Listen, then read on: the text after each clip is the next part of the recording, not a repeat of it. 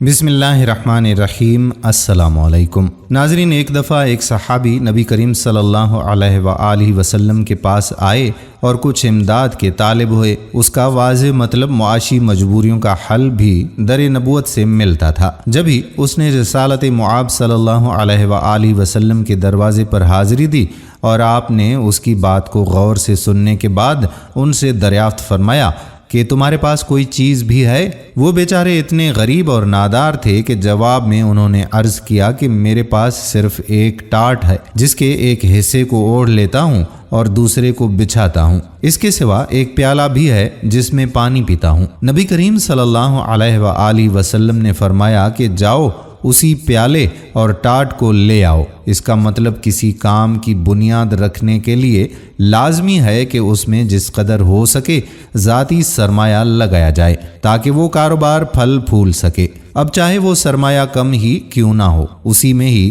ترقی کا راز چھپا ہے۔ بالآخر وہ صحابی اپنا ٹاٹ اور اپنا پیالہ لے کر آئے۔ دیکھنے والوں نے دیکھا اور دنیا دنگ رہ گئی کہ نبی کریم صلی اللہ علیہ وآلہ وسلم خود اس پیالے کو اور ٹاٹ کو اپنے ہاتھ میں لے کر اس کا نیلام کرنے کھڑے ہو گئے اور پکارنے لگے کہ ان دونوں کو کون خریدتا ہے؟ ایک صاحب نے کہا کہ میں لیتا ہوں 1 درہم میں۔ اس کا مطلب اگر اشیاء کو بیچنے کی نوبت آئے تو آواز لگانا، پکارنا، صدا دینا، متوجہ کرنا تجارت کا حصہ ہے، اور پیغمبر صلی اللہ علیہ وآلہ وسلم کے اسی عمل سے منڈی کی تجارت کا جواز ملتا ہے، اور صحابی کا ان اشیاء کے لیے قیمت پہ راضی ہونا اس بات کی دلیل ہے کہ نیلام ہونے پہ اگر کسی شے کی قیمت آپ کو سمجھ آ رہی ہو تو بغیر چھوئے جیسے ہے جہاں ہے کی بنیاد پر خریدا جا سکتا ہے۔ نبی صلی اللہ علیہ وآلہ وسلم نے پھر حاضرین کو مخاطب کیا کہ 1 درہم پر اضافہ کون کرتا ہے، اور لوگوں کو آپ صلی اللہ علیہ وآلہ وسلم نے اس طرف توجہ دلائی۔ بالآخر 2 درہم پر بولی ختم ہو گئی۔ اس سے یہ ظاہر ہوا کہ اگر آپ کو پروڈکٹ کی قیمت زیادہ مل رہی ہو تو آپ بیچ سکتے ہیں، خریدار دیکھنا چاہے اگر قیمت بڑھتی نظر آئے تو فروخت کرنے میں مضائقہ نہیں ہے۔ بالآخر خریدار کو ٹاٹ اور پیالہ دے دیا گیا، اور 2 درہم جو قیمت میں وصول ہوئے تھے وہ حاجت مند انصاری کے حوالے کر کے ارشاد فرمایا کہ 1 درہم سے اناج خرید کر اپنے گھر والوں کو دو، اور دوسرے درہم سے 1 کلہاڑی خرید کر میرے پاس لے آؤ۔ اس سے یہ ظاہر ہوتا ہے کہ پیغمبر صلی اللہ علیہ وآلہ وسلم سرمایہ کی کمیت کے مطابق مشورہ بھی دیا کرتے تھے، اور مشورے میں انویسٹمنٹ اور انویسٹر کی گھریلو ضروریات کو بھی مد نظر رکھا کرتے تھے۔ بزنس کنسلٹنٹ کی حیثیت سے معاشیات کے طالب علم کو سیرت کے اس پہلو سے ضرور واقف ہونا چاہیے۔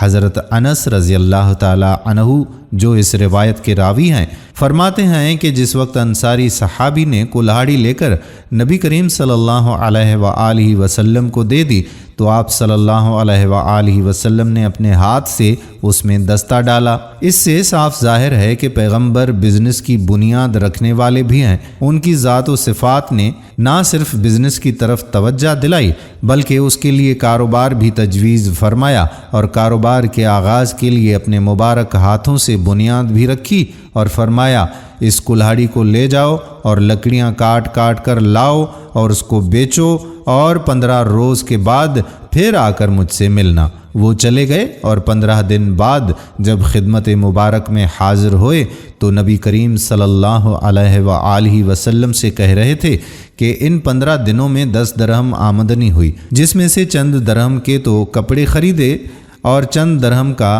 غلہ مول لیا ہے۔ اس کا مطلب کہ پیغمبر دو عالم صلی اللہ علیہ وآلہ وسلم ایک مشتاق کنسلٹنٹ کی حیثیت سے فیڈ بیک پروسیس بھی لیتے تھے تاکہ اندازہ ہو سکے کہ بزنس کس نہج پر جا رہا ہے اور کس طرح کے اخراجات ہو رہے ہیں، کیپٹل کتنا ہے اور اس کا مصرف کہاں ہوا ہے۔ انصاری صحابی کی یہ بات سن کر نبی کریم صلی اللہ علیہ وآلہ وسلم کا چہرہ مبارک دمک اٹھا اور فرمایا یہ بہتر ہے اس سے کہ تم قیامت کے روز بھیک کا داغ اپنے چہرے پر لگائے ہوئے آؤ۔ اس آخری بات سے پیغمبر نے تجارتی عمل کی تعریف کی ہے کہ بلا رنگ و نسل اور حیل و حجت خریدو اور بیچو اور جو حاصل ہو اسے اپنی مصرف میں لاؤ۔ شرم اور جھک جھک کو ایک طرف رکھتے ہوئے چھوٹے سے چھوٹا بزنس بھی کرنا پڑ جائے تو پیچھے مت ہٹو بلکہ میدان عمل میں کود پڑو، یہی کامیابی کی معراج ہے۔